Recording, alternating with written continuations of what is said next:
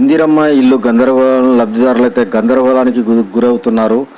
అది ఏంది కారణం అని అంటే ఇంటిని నిర్మాణం కోసం వాళ్ళు పెట్టే షరతులు అనేకమైపోయినాయి. ఆ షరతులు ఏంటి అనేది మనం ఈ వీడియోలో పూర్తిగా వివరాలు తెలుసుకుందాం.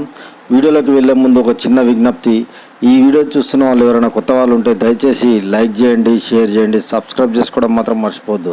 లైక్ చేయడం వల్ల ఈ వీడియో ముందుకు వెళ్తుంది కాబట్టి మీకు పరోక్షంగా ఇంకొకరికి సాయం చేసినట్టు ఉంటుంది, వాళ్ళకు కూడా అర్థమవుతుంది. కాబట్టి మీరు షేర్ చేయడం వల్ల ప్రత్యక్షంగా ఇంకొకరికి సాయం చేసినట్టు అవుతుంది, కాబట్టి వాళ్ళకు కూడా మీరు సాయం చేసినట్టు అయిపోతుంది. కాబట్టి దయచేసి లైక్ చేయండి, షేర్ చేయండి, సబ్స్క్రైబ్ చేసుకోవడం మాత్రం మర్చిపోద్దు. ఇంకో విషయం ఏంటంటే మీరు ఈ వీడియోని ఎక్కడ స్కిప్ చేయకుండా చివరి వరకు పూర్తిగా చూడగలిగితేనే మీకు పూర్తి వివరాలు తెలుస్తాయి. మీరు స్కిప్ చేసుకుంటూ మీరు అక్కడక్కడ స్కిప్ చేసుకుంటూ చూసుకుంటూ పోతుంటే మీకు పూర్తి వివరాలు అనేది అర్థం కావు. మళ్ళీ కాకపోతే మీకు మళ్ళీ క్వశ్చన్ అనేది మీకు రైజ్ అవుతుంటాయి. కాబట్టి దయచేసి ఎక్కడ స్కిప్ చేసుకోకుండా వీడియోను పూర్తిగా వివరాలు చూడగలిగితే మీకు పూర్తి వివరాలు తెలుస్తాయి. కాబట్టి దయచేసి పూర్తిగా చూడమని కోరుకుంటున్నాను. ఇక మనం లేట్ చేయకుండా డైరెక్ట్గా వీడియోలోకి వెళ్దాం.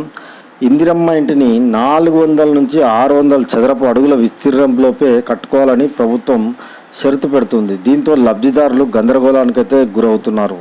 ఇందిరమ్మ ఇళ్ల కోసం మొదటి విడతలో భాగంగా రాష్ట్రంలో 70,122 ఇళ్లకు ప్రభుత్వం ముందుగా పర్మిషన్ ఇచ్చింది.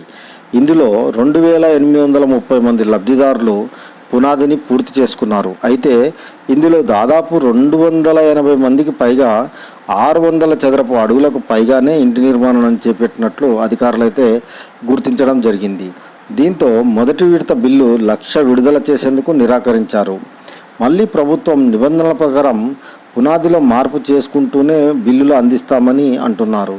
ఇది ఇలా ఉండగా ఇందిరమ్మ ఇళ్ళ స్కీమ్లో భాగంగా సొంత స్థలాలు ఉన్న వాళ్ళు తమకు నచ్చిన విస్తీర్ణంలో నిర్మాణాలు చేసుకోవచ్చని ప్రభుత్వం చెప్పిన సంగతి అయితే అందరికీ తెలిసిందే. కానీ ఇంటి నిర్మాణానికి 5 లక్షలు ఇస్తామని కూడా చెప్పింది కూడా ప్రభుత్వమే.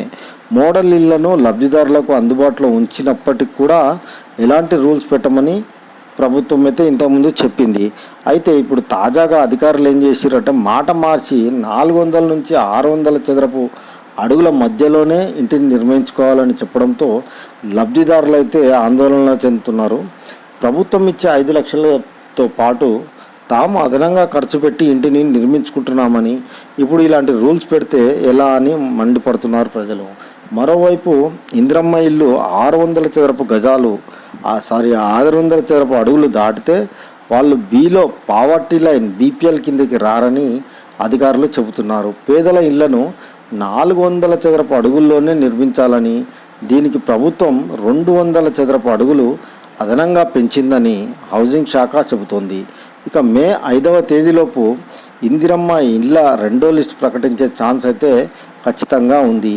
ఈ క్రమంలో ఇంటి నిర్మాణం 400 నుంచి 600 చదరపు అడుగులలోపే ఉండాలన్న నిబంధనను విస్తృతంగా ప్రచారం చేయాలని జిల్లా యంత్రాంగాన్ని గృహ నిర్మాణ శాఖ అధికారులు అయితే ఆదేశిస్తున్నారు. ఫ్రెండ్స్, మే 5వ తేదీలోపు ఇందిరమ్మ ఇల్లు రెండో లిస్ట్ అయితే వచ్చే ఛాన్స్ అయితే ఉన్నది. కాబట్టి అందరూ అలర్ట్గా ఉండాలి.